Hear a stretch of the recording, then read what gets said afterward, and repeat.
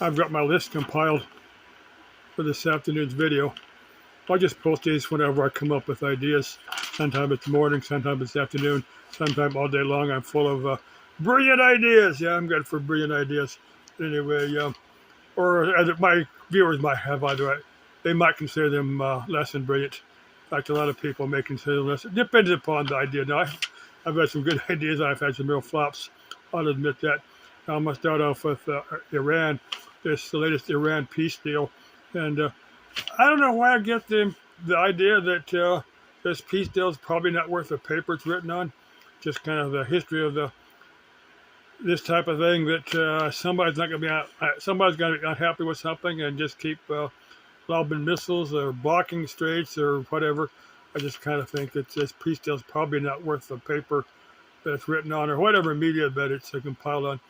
Next thing I'm going to comment on for that B-52 that crashed over Edwards Air Force Base yesterday. Yeah, sang out the thoughts and prayers for the families of the service members that were on board. They said some of them were Air Force personnel, some of them were civilians testing out some type of radar equipment. I don't know quite what mission they were on, but I'm sure it was vital to our national defense and that type of thing. And my best guess was something mechanical went wrong with that aircraft. Now, one thing I found super amazing, that aircraft is older than I am. It was rolled out back in the 1950s, and a couple of B-52 pilots have come out and said, you know, when the B-52 first joined the inventory for the Air Force, you know, there were veterans of the Civil War still alive. You know, they were like 100 years old. They said the last B-52 pilot has not been born yet. This aircraft will have that length of service life. It's just hard to imagine, you know, an aircraft having, you know, they can just keep it going. You know, they've just updated the engines. The B-52 has 8 engines. Another aircraft, I've commented on this once or twice, is a B-36. They were reaching the end of their service life when I was a baby back around 1959, 1960. The B-36. You can search B-32 or B-36 there on YouTube. You can find it. And a fact that most people probably don't know is that a B-36 accidentally dropped a nuclear bomb on Albuquerque. Now, the fission core was in there, but some of the, hard to describe it, but some of the trigger mechanism wasn't in there. It wasn't armed. So it dropped. A conventional explosion went off and it killed a cow. But it wasn't the nuclear. I'm laughing, but it's not funny. But anyway, that's kind of interesting. But that B-52, my guess is something mechanical went wrong with it. Now, let me show you. Now, I've got some hit up Goodwill. This is men's underwear. I'm going to save this for the very last. So you got to watch through my whole video to see me. I'm going to show you some of the underwear and T-shirts that I bought at Goodwill. This is underwear, and I might deck them out. I might wear them. I'll wear them, but I might wear them on YouTube, or I might not. I don't know. I've got another more sexy pair. I'm gonna cover that. Like I say, if my phone times out, I'll save those for the next video. I'm trying to read more writing here. Well, the Air Learn language. Now, I like to watch that. It's advertisement for that app.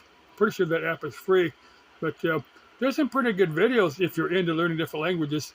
This latest one was talking about it's what's called tonal languages. Number of the Asian languages, you know, one word will be pronounced just a slightly different frequency to have a completely different meaning. To me, that would be, you know, real hard to learn.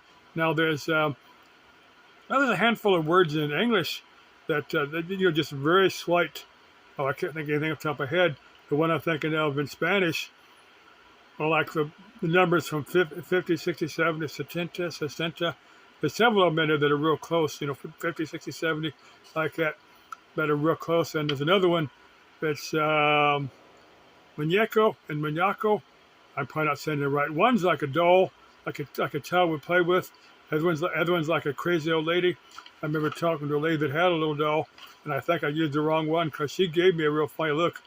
And I guess she realized that I wasn't a native-born Spanish speaker and probably didn't know the difference between those words, because I didn't mean that as an insult to her.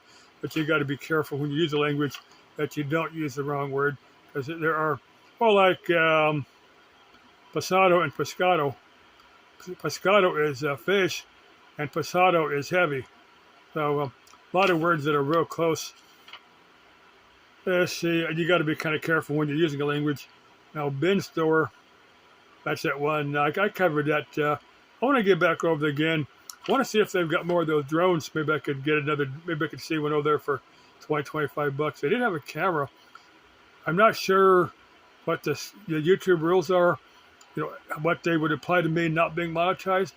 You know, what the rules would, if they would require that I get. Now, I know the people that are monetized on YouTube have to go through a very extensive licensing process. Now, I'm not sure what applies to me or not. If somebody knows, let me know. Somebody knows what is required of a non-monetized person posting videos from a drone. Because I like to get a drone and post videos.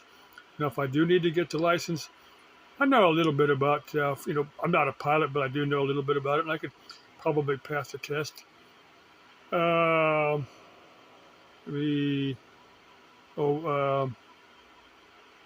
to read my own writing here. Right to repair. Now, I've covered this a few times. Now, there's a handful of YouTube videos dedicated to this. Now, they don't apply to the older vehicles. They apply to the newer vehicles.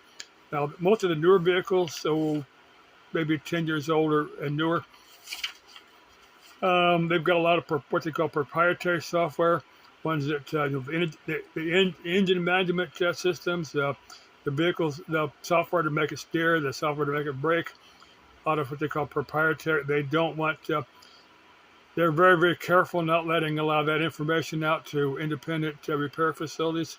And it's kind of a mixed bag on there. Like I said, that really does apply to guys like me that probably never will buy anything brand new. You know, my pickup doesn't have any software like that on there. There's is a ECM on there, but that's, well, I can go in a wrecking yard and buy another ECM. I'm not worried about, or I could probably find one on Amazon. I'm not worried about any proprietary software because this is 30-some years old. But the real new cars, well, one thing the dealers are worried about is not being able to hire enough mechanics or technicians. So they're trying to make it illegal for anyone that's not a dealership to to repair the newer cars because they don't get put that software to get out there.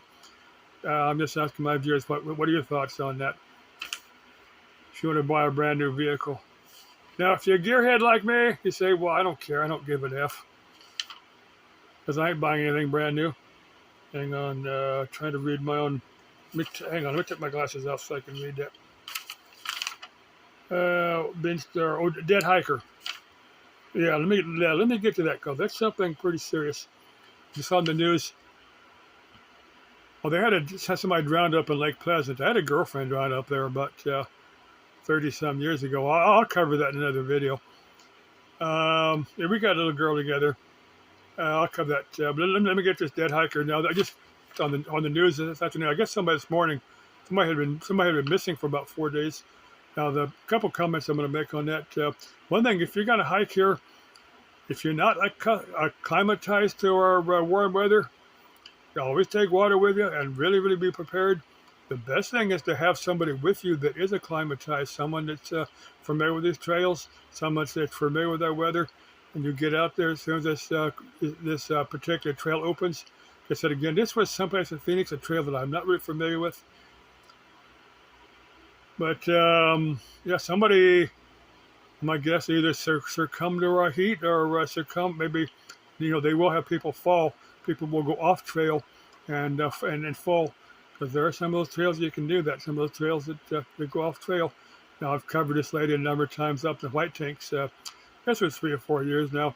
She was, I don't know if she's born here, but she'd been here long enough, to be acclimatized, hopefully, or you'd think she wouldn't let the weather, the heat get her, but I guess she went off trail, or maybe she had a health emergency. I don't think they really determined that, but she had died up there. They spent a couple of weeks, maybe a month looking for her. They eventually found her.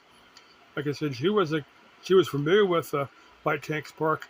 I don't know where they found her, if it's from the waterfall hike, or I'm guessing another trail, because a waterfall hike is one of a whole bunch of different trails in there. There's hiking trails and equestrian trails and all kind of stuff in that park. But if you come here to hike, hey, take somebody with you that's familiar with it. Now, another thing I've asked of my viewers is something that most of these trails will do anymore when it's hot. Now, but, these days at 110 degrees plus, they'll close the trails when it maybe about 11 o'clock and open up again later in the afternoon when it cools down. But there are people that like to get out there when it's hot. They just, they don't have any problem with it. Now, for me, I'm born here, but I'd get out there when it's real early because I just don't kind of fry my brain any more than I fried it. But it's, it's kind of a running battle between the people that want to do the extreme hiking and the cities that want to. Well, what the deal is, when it's real hot, somebody will get up there. Of course, the firemen, the paramedics have to go in and rescue these people. Now, what I've said, what they should do. Oh, I need to shut up here in a minute. I'm going to go as long as I can. When the sign's off, I've already said goodbye. But anyway, what they say, put big old signs up there saying it's open. But if you get in trouble, the paramedics will come up, will come after you to get you, but they're going to wait until